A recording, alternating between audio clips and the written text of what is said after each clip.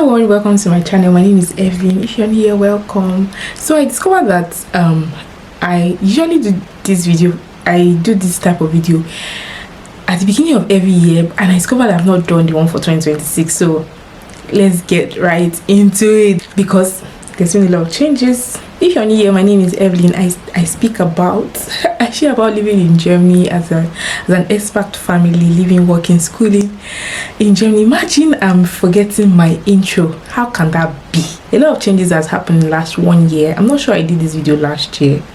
I was heavily pregnant last year. I can't remember. I would go through my channel, but I know a lot of people would be looking forward to this type of video, even though it's already the second quarter of the year. But let's get right into it.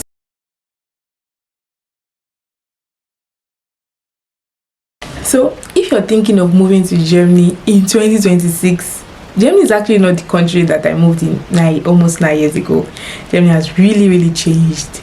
A lot of things has happened. Is it the citizenship law, the high or the rising cost of living, the new opportunity card updates, which I'm going to share in this video? A lot of things has changed. So I'm going to give you some of the things that has changed so that this will help you prepare for your visa application. Firstly, let's talk about the opportunity card. It's called the Chancenkarte, and it's an opportunity for people to enter into the country without a job offer. However, for 2026, you're allowed to come into the country, stay up to a year to look for a job, and also you can stay with a part-time job, which gives you like 20 hours to work per week whilst looking for like a full-time role. This goes a long way. However, before you apply, you still need that point system. You need 6 points, which is based on your age, your English or German level, and your work experience. Okay, however, let's talk about the elephant in the room. Okay, Germany has updated the blocked account requirements. With a student visa, you need 992 euros per month. Let's do the calculation. That's about 11,000 plus roughly 12,000, but it's actually more for the opportunity card, so that when you come, you're not on the government, you're not looking for money. You have like your daily basic amenities, your daily basic needs met while you're looking for a job. Okay, you need 1,091 euros per month for the opportunity card visa, which brings it up to a total of 12,000. Let's just round it up to like 13,000. Okay, and so if this is on your mind, start saving now, because it is a very important criteria and it's not going to be overlooked. The embassies are going to say, give me the money.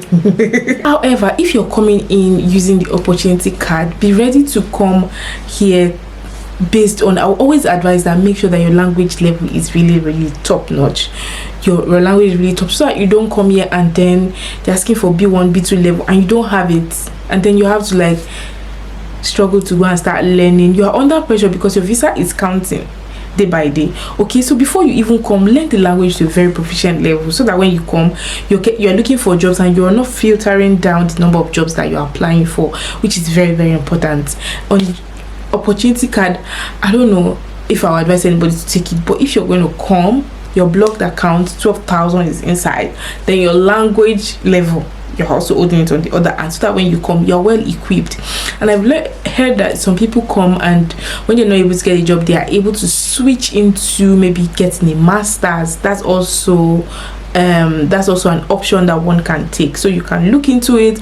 I've not really looked into it in a while, but I think I heard someone say that that's also an option. So yeah, it's something that one can look into. The opportunity card is good. I've not heard of anybody, I've not spoken to anybody that has gotten it. I would like to speak to someone that has gotten it recently to hear how it went, so yeah. Number 3, let's talk about the citizenship law, which I and my family has benefited, even though we're already due for like the 8-year citizenship milestone. By the time the 5-year milestone came to say that if you've been here for 5 years, you can apply for citizenship, and you can go to my video where I spoke about how we got our citizenship. However, now the government has reduced 5 years, but you have to be independent of social benefits. You should not be relying on the government if you want to qualify to apply for the citizenship, and it's really going fast. I've seen people that got theirs in a number of weeks. I got mine in about less than 3 months, my husband also. So It's going really fast. Like people are getting citizenship naturalized. You get. Now the very, very important part is the language. Language is not optional. I don't think that it's there's coming a time where like English is going to be like widely accepted right now in Germany, because Germany is trying to preserve its culture.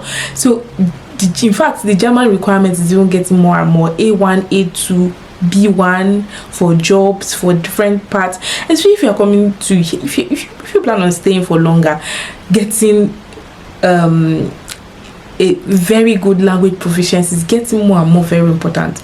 Even in roles, when you get a job, even if you're able to get the job at a very basic German level, as you grow, if you want to grow, you need to up your language skill.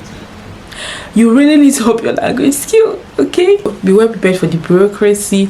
There's a lot of bureaucracy, even though the German government is saying that we're moving more and more towards digitalization. We're getting more digitalized. We're moving things from paper to system, from fax. We still do fax in Germany, yes. From fax to digital, even though we still receive letters every day. Every day. But yeah, outside of they are moving things to digital parts, but things are still more bureaucratic. Germany will test your patience. You have to wait for a lot of things. You have to be patient to apply for stuff. And I think for a family, Germany is a good country to move to, but be very prepared to work. Be very prepared to learn the language. Be very prepared to integrate. One thing again that I would like to mention is that the government has taken away the integration courses. I hope it comes back soon, because a lot of people has benefited. I and my family were not able to benefit from it, but since I heard about it, I've been able to talk to other people to benefit from it, especially because when you're paying tax, you should at least get some parts, some benefit from the place, right? So a lot of people have been able to benefit from it, but right now the government has slowed down on putting that in place, where you can start from like basic, very zero level in the language, and you can get up to B1, B2, sometimes C level on the government account. But the government has kind of scrapped it now.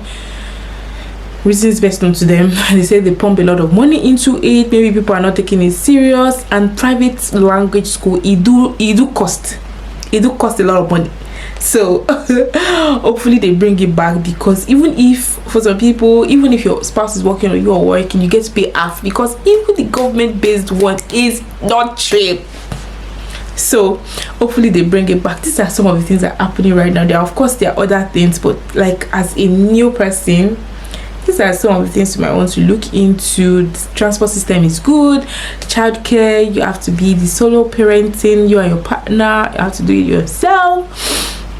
What else? Yeah, my children start school or go to the kindergarten from 1 year old, so that you can work, you can school, do everything that you like. Schooling is cheap, almost free. For most, you just pay like some change. And yeah, Germany is a good country. I think Germany is positioning itself economically once again, especially with all the wars that are happening around the world. But our chancellor is doing his very best to make sure that Germany is well positioned as the giant of Europe that we are. So let me know if you have any questions or something else that you'd like me to touch on, and I'll see you in my next one. Bye. Thank you for watching.